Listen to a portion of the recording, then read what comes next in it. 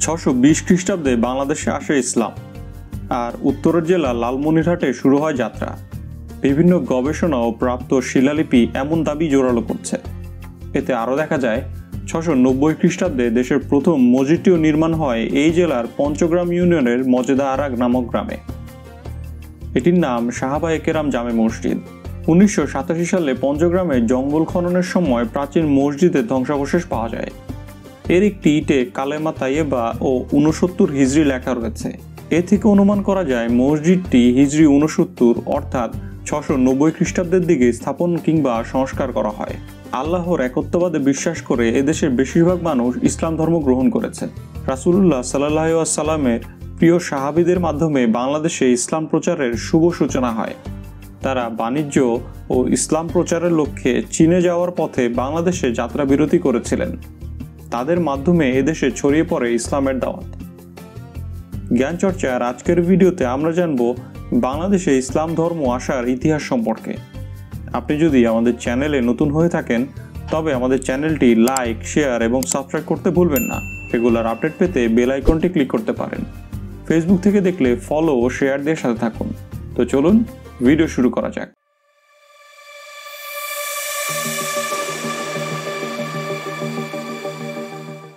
রংপুর জেলার ইতিহাস গ্রন্থ থেকে জানা যায় রাসূলুল্লাহ সাল্লাল্লাহু আলাইহি সাল্লামের মামা মা আমেনা চাচাতো ভাই আবু ওয়াক্কাস রাদিয়াল্লাহু তাআলা আনহু 620 থেকে 626 খ্রিস্টাব্দ পর্যন্ত বাংলাদেশে ইসলাম প্রচার করেন। অনেকে অনুমান করেন পঞ্চগ্রামের মসজিদটিও তিনি নির্মাণ করেন, যা 690 খ্রিস্টাব্দে সংস্কার করা হয়। মতিউর রহমান বসুনিয়া রচিত রংপুরে দ্বীনি দাওয়াত গ্রন্থেও এই মসজিদের বিশদ বিবরণ আছে। এদেশে ইসলাম প্রচার করেন ইখতিয়ার উদ্দিন মোহাম্মদ বিন বখতিয়ার খিলজি। এমন একটি ধারণা প্রতিষ্ঠিত থাকলেও এসব তথ্য প্রমাণ করে যে এর অনেক আগেই এদেশে ইসলাম প্রচারিত হয়। 1204 খ্রিস্টাব্দে ইখতিয়ার উদ্দিন মোহাম্মদ বিন বখতিয়ার খিলজি বাংলা বিজয়ের প্রায় 600 বছর আগেই সাহাবীদের দ্বারা বাংলাদেশে ইসলাম ধর্মের আবির্ভাব হয়। প্রথম মসজিদও নির্মিত হয় সেই সময়ে। খ্রিস্টীয় 7ম শতক থেকে 10ম শতাব্দীর মধ্যে বাংলাদেশে ইসলামের আগমন ঘটে। এই অঞ্চলে ইসলামের আগমন সম্পর্কে জানার জন্য বাংলাদেশের প্রাচীন ইতিহাস পর্যালোচনা করা আবশ্যক। ইসলামের আবির্ভাবের সময় এই অঞ্চলটি বঙ্গ বা বাংলা নামে পরিচিত ছিল। সে সময় বাংলা ও বঙ্গ অঞ্চলের সীমানা শুধু বর্তমান বাংলাদেশের সীমানা দ্বারাই পরিবেষ্টিত ছিল না, বরং তৎকালীন বঙ্গদেশের সীমানা ছিল বেশ বিস্তৃত। জাতীয় অধ্যাপক দেওয়ান মোহাম্মদ আজরফের মতে হযরত ওমর রাদিয়াল্লাহু তাআলা আনহুর শাসনামলে মামুন মুহাইমেন রাদিয়াল্লাহু তাআলা আনহু নামক সাহাবীদ্বয় বাংলাদেশে আগমন করে। অন্য একটি সূত্র থেকে জানা যায় 617 খ্রিস্টাব্দে সাহাবী হযরত আবু ওয়াক্কাস মালিক বিন ওয়াহিবের রাদিয়াল্লাহু তাআলা আনহুর চীনে আগমনই এই কথার পক্ষে জোরালো প্রমাণ বহন করে। সাহাবী হযরত কাসেম ইবনে হুযায়ফা রাদিয়াল্লাহু তাআলা আনহু, ওয়ারায়ে ইবনে আসাসা রাদিয়াল্লাহু তাআলা আনহু, আবু কায়েস ইবনুল হারিস রাদিয়াল্লাহু তাআলা আনহু এই সফরে তার সঙ্গী ছিলেন। চীনে যাবার পথে তারা বাংলাদেশের বন্দর বিশেষত চট্টগ্রাম ও সিলেটে নোঙ্গর করেছেন এবং তাদের সান্নিধ্যে এসে এদেশের কিছু সংখ্যক মানুষ ইসলাম ধর্ম গ্রহণ করেছিলেন। এখান থেকেই বাংলাদেশে ইসলামের যাত্রা শুরু হয়। প্রাক ইসলামিক যুগে আরব বণিকরা সমুদ্র পথে আবিসিনিয়া ও চীন পর্যন্ত তাদের বাণিজ্যিক কার্যক্রম সম্প্রসারিত করেন। আরব চীনের মধ্যে তাদের কয়েকটি ঘাঁটিও ছিল। এ পথে তাদের প্রথম ঘাঁটি ছিল মালাবর। তারা নিয়মিত মালাবরের উপর দিয়ে চট্টগ্রাম, সিলেট ও কামরূপ হয়ে চীনে আসা যাওয়া করতেন। এভাবে চট্টগ্রাম ও সিলেট তাদের যাতায়াতের ঘাঁটি হিসাবে ব্যবহৃত হতো। মূলত এ সূত্র ধরেই নাম না জানা আরও বহু সাহাবী দক্ষিণ এশিয়ার বিস্তীর্ণ উপকূলবর্তী অঞ্চলগুলোতে ইসলাম প্রচারের কাজ করেছেন। চীনের ক্যান্টন সমুদ্র তীরবর্তী অঞ্চলে হযরত আবু ওয়াক্কাস রাদিয়াল্লাহু তাআলা আনহুর মাজার আজও সেই সাক্ষ্য বহন করে। সমুদ্র তীরের কোয়াংটা মসজিদও তিনি নির্মাণ করেন বলে ঐতিহাসিকভাবে স্বীকৃত। ঐতিহাসিকদের মতে প্রাচীন যুগে বাংলা ছিল প্রায় 80,000 বর্গমাইল বিস্তৃত এক বিশাল সমভূমি। বস্তুত এই বিশাল বাংলা অঞ্চলে কবে ইসলামের আগমন ঘটে তা সুনির্দিষ্টভাবে বলা বেশ মুশকিল। তবে কোনো কোনো ঐতিহাসিক মনে করে 712 খ্রিস্টাব্দে মোহাম্মদ ইবনে কাসিমের সিন্ধু বিজয় গোটা ভারতবর্ষে ইসলাম প্রচারের পথ উন্মুক্ত করে দেয়।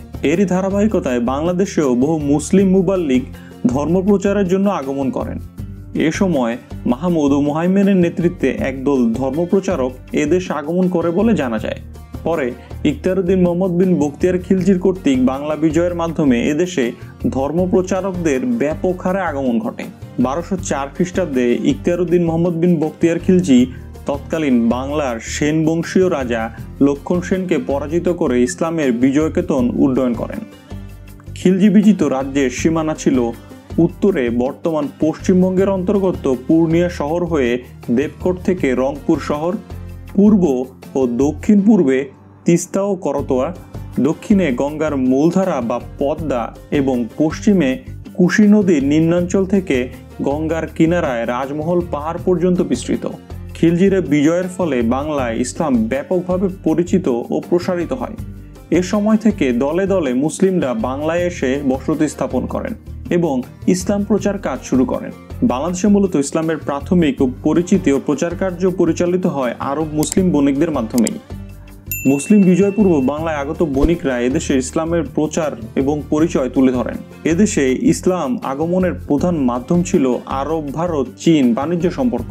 জাহেলিয়াতের যুগ থেকেই আরব বণিকদের সঙ্গে এই অঞ্চলে বাণিজ্য সম্পর্ক প্রচলিত ছিল। রাসূল সাল্লাল্লাহু আলাইহি সাল্লামে ভারতীয় সুগন্ধি দ্রব্য উপহার হিসাবে লাভ করে বলেও প্রমাণ পাওয়া যায়। বাংলাদেশে ইসলামের আগমনের আরেকটি চাঞ্চল্যকর তথ্য পাওয়া যায়।